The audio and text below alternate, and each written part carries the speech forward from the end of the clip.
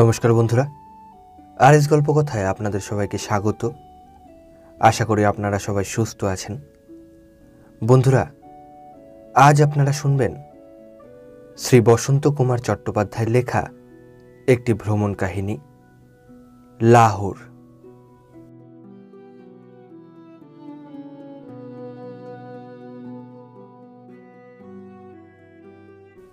সন্ধ্যার পরেই বাড়ি হইতে যাত্রা করিলাম। পৌষ মাস। লাহোরে প্রবল শীত সম্বন্ধে নানা ভীতিজনক গল্প শুনিয়াছিলাম। কলিকাতায় যেখানে যাহা কিছু গরম বস্ত্র পাওয়া যায়, কয়দিন ধরিয়া তাহাই সংগ্রহ করা হইতেছিল। 2টি গায়ের লেপ লইলাম। অনেক অনুসন্ধানের পর হোয়াইটওয়ে লেডলের দোকান হইতে প্রকৃত স্বদেশী পট্টু কিনিয়া পোশাক করাইলাম। এইভাবে প্রস্তুত হইয়া বাড়ি হইতে বাহির হইলাম। যথাসময়ে ট্রেন ছাড়িল। জানালার কাচের মধ্য দিয়া দেখিতে পাইলাম ঘন কুয়াশা ধরার বক্ষের ওপর শুভ্র আবরণ বিছাইয়া দিয়াছে। প্রায় পূর্ণচন্দ্রের আলোকে কুয়াশা উদ্ভাসিত। আর কিছুই দেখা যায় না। কচিত সমীপস্থ 2-1টি আলোকবিন্দু শোভা পাইতেছিল। আমরা শুইয়া পড়িলাম। প্রথমটা তেমন শীত করে নাই। রাত্রি 2য় প্রহরের পর গাড়ি যখন মধুপুরের নিকট পর্বতমালা বেষ্টিত পথে ছুটিতে লাগিল, তখন শীতের প্রকোপ বেশ অনুভব করিলাম। প্রভাত হইল। নবোদিত সূর্যের মৃদু কিরণগুলি সরিষার ক্ষেত্রের ওপর বিশ্রাম করিতেছিল।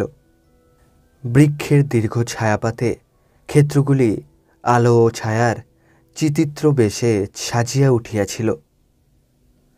মাঠের মধ্যে 2-1টি মলিন বস্ত্র পরিহিত কৃষক এবং কদাচিৎ কোনো কৃষক রমণী দেখা যাইতেছিল।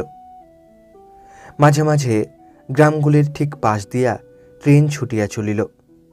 খোলা দিয়া ছাওয়া ঘন বিন্যস্ত কুটির প্রাঙ্গণে ছেলেরা খেলা করিতেছে। পুরুষেরা খাটিয়ায় বসিয়া তামাক খাইতেছে। স্ত্রীলোকেরা গৃহকর্ম করিতেছে। গ্রামের ধারেই বৃক্ষপুঞ্জ, চারিদিকে শস্যক্ষেত্র। স্থানে স্থানে অরহরের দীর্ঘ গাছগুলি শোভা পাইতেছে। ঘুম ভাঙিবার পূর্বেই পাটনা পার হইয়াছিলাম। পুলের ওপর হইতে সোনের বিস্তীর্ণ নদ সৈকত ও ক্ষীণ জলধারা দেখিতে পাইলাম। প্রত্যুষে আরা ও বক্সার পার হইলাম। গাড়ি যথাসময়ে মোগলসরাই স্টেশনে দাঁড়াইল। এখানে আউধ অ্যান্ড রোহিলখণ্ড রেলওয়ের ডাক গাড়িতে উঠিলাম। এই গাড়ি বরাবর লাহোর পর্যন্ত যাইবে। গাড়ি ছাড়িল। একটু পরে আমরা গঙ্গার পুলের উপর আসিলাম। এখান হইতে কাশীর মনোহর দৃশ্য দেখিলাম। উত্তর বাহিনী গঙ্গা অর্ধচন্দ্রাকারে প্রবাহিত হইয়াছেন। তীরে অবিচ্ছিন্ন সোপান শ্রেণী, কত দেবালয়ের চূড়া, কত গৃহ, কত প্রাসাদ প্রভাত সূর্যকিরণে শোভা পাইতেছিল। ঘাটে অসংখ্য নরনারী স্নান করিতেছে। ট্রেনের সকল যাত্রী নির্নিমেষ নেত্রে চাহিয়াছিল। সে দৃশ্য দেখিলে হৃদয় আপনা হইতে ভক্তি পরিপ্লুত হয়। কাশী ও বেনারস ক্যান্টনমেন্ট স্টেশনে অনেক যাত্রী নামিয়া গেল। গাড়ি আবার চলিল। ডাকগাড়ি সব স্টেশনে থামে না। 1 ঘন্টা 2 ঘন্টা ছুটিয়া বড় বড় স্টেশনে অল্পক্ষণের জন্য দাঁড়ায়। সূর্যের তেজ বাড়িতে লাগিল। প্রচুর পরিমাণে ধূলি উড়িতেছিল। 2 পাশে প্রান্তর, কোথাও চাষ হইয়াছে। কচিত 1-8টি অর্ধ বিশুষ্ক জলাশয় দেখা যাইতেছে। রাখাল বালকেরা আম্রকাননে গরু ছাড়িয়া দিয়া কৌতূহলী দৃষ্টিতে আমাদের ট্রেনের দিকে তাকাইয়াছিল। তাহাদের মাথায় মলিন পাগড়ি, পরিধানে অপর্যাপ্ত মলিন বস্ত্র, হাতে দীর্ঘ লাঠি। পথে কখনো পথিক দেখা যাইতেছিল। দীর্ঘকায়, হাঁটু পর্যন্ত ধুতি, জামা পাগড়ি সকলই ধুলি মলিন। পায়ে নাগরা জুতা, কাঁধের ওপর রক্ষিত দীর্ঘ যষ্ঠির প্রান্তে পুটুলি। হয়তো কোনো স্ত্রীলোক সঙ্গে যাইতেছে। কোথায় ইহাদের বাড়ি, কি কার্যে যাইতেছে? আমাদের অজ্ঞাতসারে কত সুখ দুঃখ হাসি কান্নার মধ্য দিয়া ইহাদের আড়ম্বরহীন জীবন প্রবাহিত হইয়াছে। প্রতাপগড় রায়বেরেলি পার হইলাম। বেলা ৩টার সময় গাড়ি লখনৌয়ের নিকট আসিল।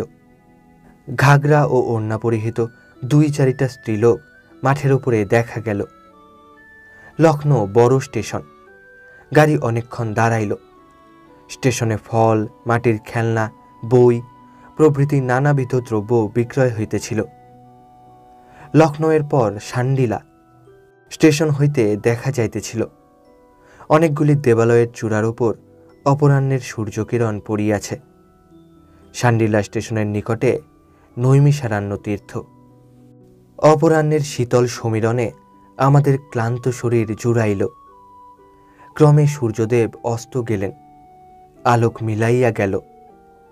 সন্ধ্যার অন্ধকার চারিদিক ছাইয়া ফেলিল। আলো জ্বালিয়া আমরা গাড়ির জানালা তুলিয়া দিলাম। রাত্রে শীতে কষ্ট হইতেছিল। সকালে উঠিয়া দেখিলাম দয়া করিয়া কে গাড়ির একটি জানালা খুলিয়া রাখিয়াছিলেন, তাই এত শীত। ভোরবেলা আম্বানি স্টেশন পার হইলাম। এইবার পাঞ্জাব প্রদেশ। ক্রমে আলোক আরও পরিষ্কার হইল। সূর্যের ২-৪টি রশ্মি পৃথিবীর ওপর আসিয়া পড়িল। ভূমি খুব উর্বরা, বেশ শস্য হইয়াছে। গাছপালাও বেশি, অনেকটা বাংলাদেশের মতো। কেবল মাটির রং বেশি সাদা। লুধিয়ানা পার হইলাম। তাহার পরেই শতুদ্র নদ, এখন সাতলেজ। জলন্ধর পার হইয়া বিপাশা নদী, এখন তাহার নাম বিয়াস। ২টি নদী বেশ বড়। মাঠের ওপর ২-৪ জন কৃষক দেখা যাইতেছিল। মাথায় প্রকাণ্ড পাগড়ি, পায়ে জুতা, গায়ে কম্বল। পাঞ্জাবের গ্রামগুলি দেখিতে নূতন রকমের। কুটিরগুলি খড় বা খোলা দিয়া ছাওয়া নহে, পাকা ঘরের মতো সমতল ছাদ। দেওয়াল ছাদ সবই মাটির। ঘরগুলি মাটির ঢিবির মতো দেখায়। গ্রীষ্মকালে ছাদের ওপর শুইতে হয় বলিয়া এইভাবে তৈয়ার হয়। গ্রামের চারিদিকে একটা প্রাচীর থাকে। প্রাচীরের ফটকের ওপর অল্প বিস্তর কারুকার্যের পরিচয় পাওয়া যায়। অতীত ইতিহাসে পাঞ্জাবের ওপর দিয়া এত রাষ্ট্রবিপ্লব চলিয়া যাইত যে এই প্রাচীর গ্রামবাসীদিগের আত্মরক্ষার জন্য অপরিহার্য ছিল। বেলা 11টার সময় গাড়ি অমৃতসরে পৌঁছিল এবং তাহার প্রায় 1 ঘণ্টা পরে আমাদের সুদীর্ঘ ভ্রমণের অবসান করিয়া লাহোর স্টেশনে উপস্থিত হইল। জানালার মধ্যে দিয়া দেখিলাম মাদ্রাজি বন্ধুবর শ্রীযুক্ত কুম্ভকোণম বেঙ্কটেশ্বর আয়ার তাহার 8ম বর্ষীয় বালক শ্রীমান পট্টাভিরমনকে সঙ্গে করিয়া আমাকে অভ্যর্থনা করিবার জন্য উপস্থিত। লাহোরের প্রধান দেখিবার স্থান জাহাঙ্গীরের সমাধি। শহর হইতে 3 মাইল দূরে রাবি নদীর পরপারেই নূরজাহান এই সমাধি ভবন নির্মাণ করিয়াছিলেন। মর্মর খচিত লাল পাথরের প্রকাণ্ড সমাধি ভবনে সেই গর্বিত সুখান্বেষী সম্রাটের দেহ শায়িত রহিয়াছে। হর্মতল মর্মর মণ্ডিত। সিঁড়ি দিয়া উপরে উঠিলে বিস্তৃত ছাদর পাওয়া যায়। তাহার চারিকোণে 4টি গম্বুজের উপরে উঠিলে চারিদিকে বহুদূর পর্যন্ত দেখা যায়। রাবি নদীর বক্রগতি, লাহোরের দুর্গ, প্রকাণ্ড বাদশাহী মসজিদ এবং অগণিত সৌধমালা সমাকুল লাহোর নগর এখান হইতে বেশ দেখা যায়। সমাধি ভবনের সম্মুখে পরিষ্কার বিস্তৃত ভূমিখণ্ড, তাহার মধ্যে অনেকগুলি ফোয়ারা আছে। এই ভূমিখণ্ডের পশ্চিমে সমাধি সংলগ্ন এক প্রকাণ্ড সরাই আছে। এক্ষণে তাহার ব্যবহার হয় না। জাহাঙ্গীরের সমাধির পশ্চিমে আরেকটি বৃহৎ সমাধির ভগ্নাবশেষ দেখা যায়। ইহা নূরজাহানের ভ্রাতা উজির আসফজার সমাধি। এই সমাধির নিকটে রেলওয়ে লাইনের অপর পার্শ্বে নূরজাহানের সমাধি। তাহাতে পাশাপাশি নূরজাহান এবং তাহার প্রথম পক্ষের কন্যা লাডলি বেগম শয়ন করিয়া আছেন। সমাধি ভবন অতিশয় ক্ষুদ্র। নূরজাহান নাকি বলিয়া গিয়াছিলেন যে তাহার সমাধির ওপর আলো বা ফুল রাখা না হয়। কালক্রমে সমাধি ভবন ভাঙিয়া যায় এবং গোশালা রূপে ব্যবহৃত হইতে থাকে। সম্প্রতি সরকার বাহাদুরের উদ্যোগে এবং বর্ধমানের মহারাজের সাহায্যে এই সমাধি ভবনের সংস্কার হইয়াছে। মধ্যস্থলের প্রকোষ্ঠটি মর্মরমণ্ডিত করা হইয়াছে। বর্ধমানের মহারাজ ৫,০০০ চাঁদা দিয়াছিলেন। লাহোর হইতে ৩-৪ মাইল দূরে শালেমার বাগান। শাহজাহান এই বাগান নির্মাণ করিয়াছিলেন। আমরা প্রথমে ভাবিয়াছিলাম একটা বাগান আর কি দেখিব, কিন্তু দেখিয়া সে ভ্রম দূর হইল। বাগানের মধ্য দিয়া পথ, পথের ধারে ফোয়ারার সারি। কিছু দূর অগ্রসর হইয়া দেখিলাম প্রায় ২০ ফুট নিম্নে একটি সুন্দর জলাশয় শোভা পাইতেছে। জলাশয়ের মধ্যে নানা স্থানে ফোয়ারা। জলাশয়ের ওপর একটি সেতু, সেতুর মধ্যভাগে বসিবার স্থান। জলাশয়ের পাশে স্নানাগার, উদ্যান সকলেই মর্মর নির্মিত। এই জলাশয়ের পাশ দিয়া অগ্রসর হইলে আবার ১৫-২০ ফুট নিচে আরেকটি বৃক্ষলতা শোভিত পরম রমণীয় উদ্যান দেখা যায়। সমস্ত জিনিসটি এমন এক অপ্রত্যাশিত আনন্দের সৃষ্টি করে যে মুগ্ধ না হইয়া থাকা যায় না। লাহোরের উত্তর প্রান্তে দুর্গ। বাহির হইতে দুর্গের প্রকাণ্ড স্তম্ভ, ফটক, উচ্চ প্রাচীর বিস্ময়জনক দেখায়, কিন্তু দুর্গ মধ্যে দেখিবার বিশেষ কিছু নাই। এই দুর্গের পশ্চিমে বিখ্যাত বাদশাহী মসজিদ। আওরঙ্গজেব এই মসজিদ নির্মাণ করিয়াছিলেন। ইহা লোহিত প্রস্তরে গঠিত। লাল পাথরের ওপর মার্বেল পাথরে খচিত লতা ফুল প্রভৃতি বেশ সুন্দর দেখায়। মসজিদের আকার অতীব বৃহৎ। উচ্চ প্রাচীর বেষ্টিত বিশাল প্রাঙ্গণ, চারিদিকে 4টি উচ্চ গম্বুজ। দুর্গ ও মসজিদের মধ্যভাগে একটি ক্ষুদ্র উদ্যান। উদ্যানের মধ্যস্থলে একটি মর্মর নির্মিত অনুপম শিল্পকার্য সমলঙ্কৃত ক্ষুদ্র দরবার গৃহ। রণজিৎ সিংহ নাকি এখানে দরবার করিতেন। এই দরবার গৃহের নিকটে রণজিৎ সিংহের সমাধি। সমাধি ভবন অনেকগুলি হিন্দু দেবদেবীর চিত্রের দ্বারা সুশোভিত। লাহোর সেক্রেটারিয়েট অফিসের পাশে আনারকলির সমাধিগৃহ বর্তমান। আনারকলি শব্দের অর্থ দারিম ফুলের কুড়ি। যাহার এই কবিত্বপূর্ণ নাম, সে আকবরের একজন কৃতদাসী ছিল। নৃত্যকালে রাজকুমার সেলিমকে হাসিতে দেখিয়া সে হাসিয়াছিল। এই অপরাধে আকবর তাহার জীবন্ত সমাধি দেন। আকবর নাকি খুব মহৎ লোক ছিলেন। জাহাঙ্গীর সেই সমাধির ওপর এক উচ্চ গম্বুজযুক্ত গৃহ নির্মাণ করিয়া দেন এবং কবরের ওপর পারস্য ভাষায় যে কবিতা লিখিয়া দেন তাহার অনুবাদ এই রূপ: আমার প্রিয়ার মুখ যদি আর একবার দেখিতে পাইতাম, হে ভগবান, তাহা হইলে পৃথিবীর শেষ দিন পর্যন্ত তোমাকে ধন্যবাদ দিতাম। কবরের মর্মর নির্মিত আচ্ছাদনের ওপর অতি উৎকৃষ্ট শিল্পকার্যের নিদর্শন বর্তমান।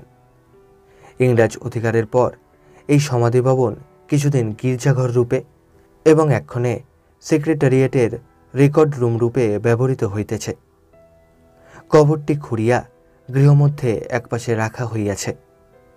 শহরের এই পাড়ার নাম আনারকলি। লাহোরের সর্বাপেক্ষা নূতন জিনিস দেখিলাম লাহোর শহর। শহরের চারিদিকে উচ্চ প্রাচীর, এখন স্থানে স্থানে ভাঙিয়া গিয়াছে। শহরের মধ্যে প্রবেশ করিবার জন্য কয়েকটি প্রকাণ্ড ফটক, দিল্লি দরজা, কাশ্মীর দরজা, ভাটি দরজা, এই সকল তাহাদের নাম। শহরের মধ্যে বাড়ির গায়ে বাড়ি, তাহার গায়ে বাড়ি, প্রায় সবগুলি 2-3 তলা উচ্চ। আলোক বা বাতাসের অবকাশ মাত্র নাই। বাড়িগুলি অতি প্রাচীন। অনেক বাড়ি স্থানে স্থানে ভাঙিয়া গিয়াছে। রাজপথ অতি সংকীর্ণ। পথের 2 ধারে দোকান, দোকানের সম্মুখে ক্রেতার ভিড়, পথে লোকের ভিড়। তাহার মধ্য দিয়া টাঙ্গা নামক দ্বিচক্র অশ্বযানগুলি ছুটিতেছে। এ যেন ঠিক সেই মুঘলদের আমলের শহর, কিছুমাত্র পরিবর্তন হয় নাই। প্রাচীন শহরের বাহিরে আধুনিক লাহোর। এই অঞ্চলে মল বা ঠান্ডি সড়ক একটি প্রশস্ত পরিষ্কার রাজপথ। পথের উভয় পার্শ্বে বৃক্ষশ্রেণী, বৃক্ষশ্রেণীর পর বড় বড় দোকান। এই রাস্তার এক পার্শ্বে এক বিস্তৃত উদ্যান আছে, তাহা পার্ক বা লরেন্স গার্ডেন্স নামে পরিচিত। উদ্যানের মধ্যস্থানে কয়েকটি ক্ষুদ্র ক্ষুদ্র পাহাড় থাকাতে স্থানটি আরও মনোরম হইয়াছে। পাঞ্জাবি পুরুষেরা মাথায় পাগড়ি বাঁধে ও ঢিলে ইজার পরে। কৃষকেরা ছোট ধুতির ন্যায় একখণ্ড বস্ত্র কোমরে জড়াইয়া রাখে। হিন্দু স্ত্রীলোকেরা ঘাগরা পরে, মুসলমান স্ত্রীলোকেরা পায়জামা পরে। স্ত্রী পুরুষ সকলেই জুতা পরে। জুতা না হইলে এদেশে উপায় নাই। কুলি, মজুর, মুচি, মেথর সকলকেই জুতা পরিতে হয়, কারণ শীতকালে নিদারুণ শীত, গ্রীষ্মকালে অসহ্য গরম। প্রবাদ এই যে শ্রীরামচন্দ্রের পুত্র লব লাহোর নগর প্রতিষ্ঠা করেন। লবের নাম হইতেই নাকি লাহোর নাম হয়, এবং লাহোরের নিকটবর্তী কাসুন নগর কুশের দ্বারা প্রতিষ্ঠিত হয়। রামায়ণে উল্লেখ আছে যে কুশকে কোশল রাজ্যে এবং লবকে উত্তর দেশে প্রতিষ্ঠা করা হইয়াছিল। কোশলেষু কুশং বীর মুতরেষু লবং তথা অভিষিচ্য মহাত্মানা বুভৌ রাম কুশীলব্য। রামায়ণ উত্তরকাণ্ড। রাম কুশকে কোশল দেশে এবং লবকে উত্তর দেশে অভিষেক করিয়াছিলেন। কুশের নগর বিন্ধ্য পর্বত সমীপে, নাম কুশাবতী। লবের নগরের নাম শ্রাবস্তি। কুশস্য নগরী রম্মা বিন্ধ্য পর্বত রোধসী। কুশাবতীতি নামনা সা কৃতা রামেন ধীমতা। শ্রাবস্তিতি পুরী রম্মা শ্রাবিতা চ লবস্য চ। রামায়ণ উত্তরকাণ্ড। রামচন্দ্র বিন্ধ্য পর্বতের নিকট কুশের জন্য রমণীয় কুশাবতী নগরী নির্মাণ করিয়াছিলেন এবং লবের জন্য বিখ্যাত এবং মনোহর শ্রাবস্তিপুরী নির্মাণ করিয়াছিলেন। ঐতিহাসিক যুগে জয়পালকে আমরা লাহোরের রাজা দেখিতে পাই। বিজাতীয় আক্রমণ প্রতিরোধে অসমর্থ হইয়া ব্যথিত হৃদয়ে জয়পাল একদিন লাহোর নগরের প্রান্তে চিতায় প্রবেশ করিয়া প্রাণ ত্যাগ করিয়াছিলেন। মুসলমান যুগে লাহোর সাধারণত প্রাদেশিক রাজধানী ছিল। জাহাঙ্গীর কিছুদিনের জন্য দিল্লি হইতে ভারতের রাজধানী লাহোরে স্থানান্তরিত করিয়াছিলেন, কারণ জাহাঙ্গীর কাশ্মীর অত্যন্ত ভালোবাসিতেন এবং কাশ্মীর লাহোরের নিকট। রণজিৎ সিংয়ের রাজধানী ছিল লাহোরে। সেই সময় বোধহয় লাহোর সৌভাগ্যের উচ্চতম শিখরে আরোহণ করিয়াছিল।